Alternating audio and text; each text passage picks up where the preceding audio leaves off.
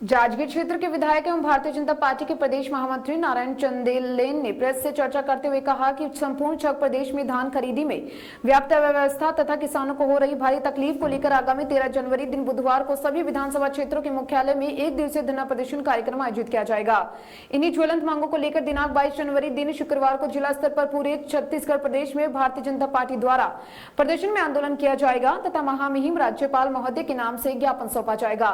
गिरदावरी के बहाने किसानों के खेतों का रकबा सुनियोजित ढंग से कम किया गया, जिसमें धान खरीदी कम करना पड़े और किसानों का जमीन पहली बार चोरी किया जा रहा है। टोकन कटवाने के लिए किसान परेशान हो रहा है, बार बार दिन रात धान खरीदी केंद्र का चक्कर काट रहे हैं। टोकन कटवाने के लिए किसानों को कष्ट सहना पड़ रहा है। धान का परिवहन नहीं हो पा रहा है। धान खरीदने में 15 दिनों का विलंब हुआ। धान खरीदने में विलंब होने से प्रति क्विंटल 2 से 4 किलो किसानों का धान सुखद जाएगा।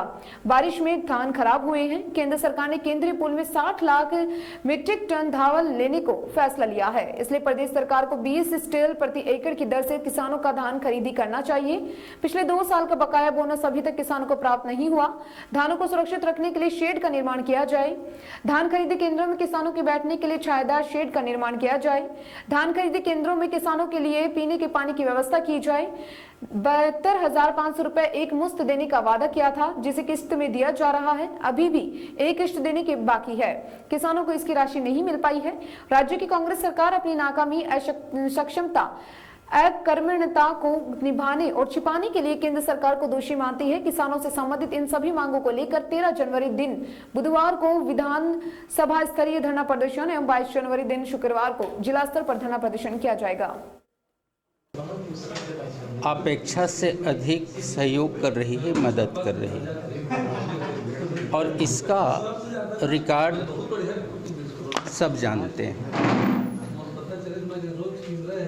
60 लाख मीट्रिक टन चावल जो खरीदने का केंद्र सरकार का जो आदेश हुआ, आप भी जानते हैं, हम भी जानते हैं, क्षेत्र के सभी किसान भी जानते हैं, आम जनता भी जानते हैं।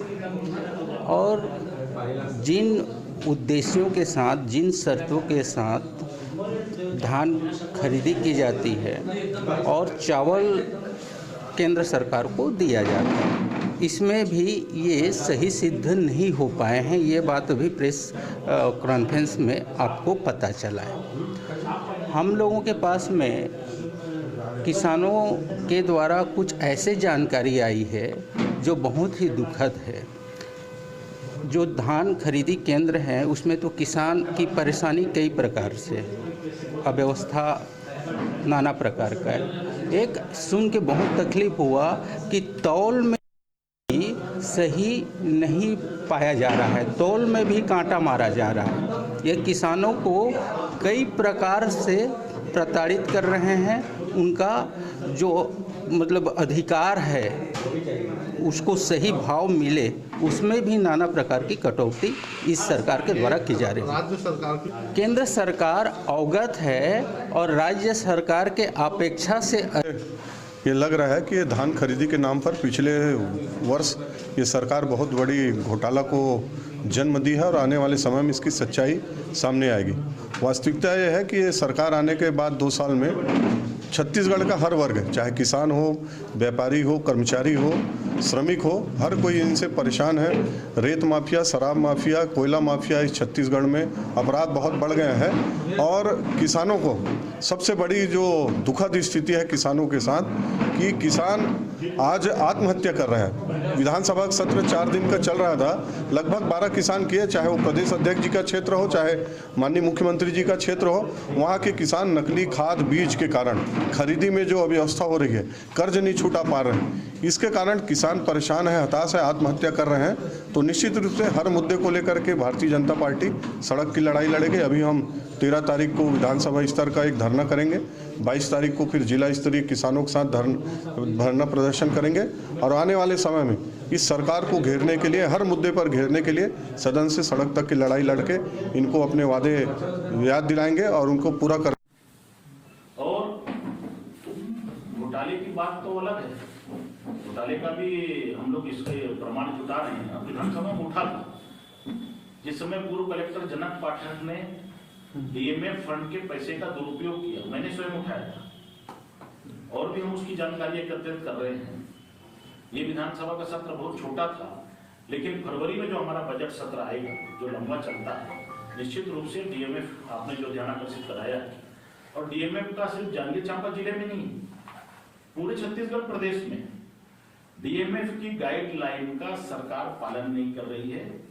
और जो मूलभूत आवश्यकता है आम जनता की, उसका डीएमएफ फंड में उपयोग करना चाहिए, ताकि उस डीएमएफ फंड के पैसे का सदुपयोग हो। हमने अभी दिशा समिति की बैठक में यह सुझाव दिया था, मनरेगा और डीएमएफ,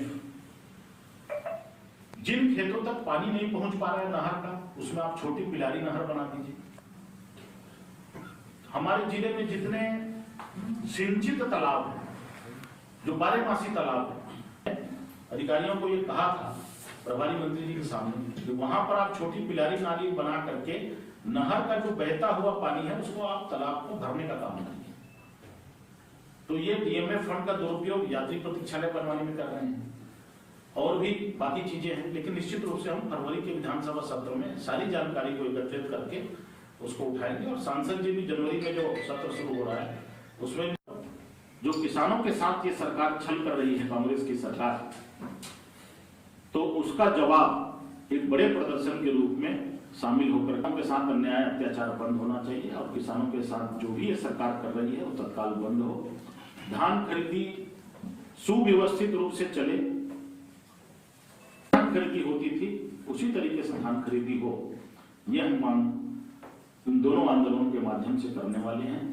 हमारे बीच में समस्या को लेकर के और पूरे छत्तीसगढ़ प्रदेश में धान खरीदी में जो व्याप्त अव्यवस्था है, बदहाली का आलम है, उन सारे किसानों की ज्वलंत समस्याओं को लेकर के भारतीय जनता पार्टी 13 जनवरी को दिन बुधवार को सभी विधानसभा केंद्रों पर पूरे छत्तीसगढ़ में 90 विधानसभा क्षेत्रों में धरना और प्रदर्शन कर रही है, और हम उसके माध्यम से बड़ी संख्या में किसानों को भी उसमें शामिल करने का प्रयास कर रहे हैं। और धान खरीदी सुचारू रूप से संचालित हो, किसानों को तकलीफ मत हो, गिरदावरी के नाम से जो किसानों की ज़मीन का रकबा कम किया जा रहा है, छत्तीसगढ़ की कांग्रेस सरकार, उसके मुख्यमंत्री माननीय भूपेश बघेल जी नित नए बात कर रहे हैं धान खरीदी के संदर्भ में, कृषि मंत्री जी नित नई बयानबाजी कर रहे हैं, और हमें आशंका है कि ये सरकार, राज्य की कांग्रेस सरकार धान खरीदी से बचना चाहती है और बीच में ही धान खरीदी को रोकना चाहती है, केंद्र सरकार के ऊपर आरोप मढ़ करके, फर्जी आरोप मढ़ करके। तो इस राज्य सरकार को चेतावनी देने के लिए कि वो अपने पूरे नियत समय में धान खरीदी करे, बल्कि 15 दिन धान खरीदी को और आगे बढ़ाए। किसानों का अगर एक दाना भी धान उनके घरों में बाकी है, कोठार में बाकी है, किसानों के उपज का एक एक दाना धान छत्तीसगढ़ की सरकार खरीदे। इसके लिए 13 जनवरी को सभी विधानसभा केंद्रों पर भारतीय जनता पार्टी बड़ा प्रदर्शन करने जा रही है, आंदोलन करने जा रही है। और उसके बाद में आंदोलन का जो दूसरा चरण है, 22 जनवरी दिन शुक्रवार को हम जिला मुख्यालय में किसानों को लेकर के आंदोलन करने वाले हैं। और आंदोलन का एक ही विषय है, किसान और छत्तीसगढ़ का धान और धान खरीदी केंद्रों में व्याप्त अव्यवस्था। देखिए, मैंने आपको कहा ये सरकार धान खरीदी केंद्र से बचना चाहती, धान खरीदी से। केंद्र सरकार के ऊपर में रोज चिट्ठी लिखती है, और हर चीज़ को अपनी गलती को छुपाने के लिए, अपनी अव्यवस्था को छुपाने के लिए केंद्र सरकार के ऊपर दोष मढ़ना चाहती है। धान खरीदी करना ये राज्य सरकार का काम, केंद्र सरकार अपना काम कर रही है। और इसलिए मैंने कहा राज्य सरकार के बारे में कि तू इधर उधर की बात न कर।